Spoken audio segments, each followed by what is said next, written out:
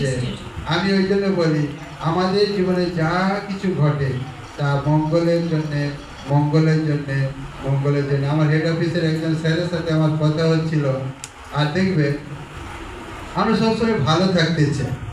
আজ এই গীত সংগীতায় কি পাঠ করলো, কে মঙ্গলের দিন ভালোবাসে, কে মঙ্গলের দিন ভালোবাসে, 34-এর গীতে পাঠ করলো কে মঙ্গলের দিন ভালোবাসে।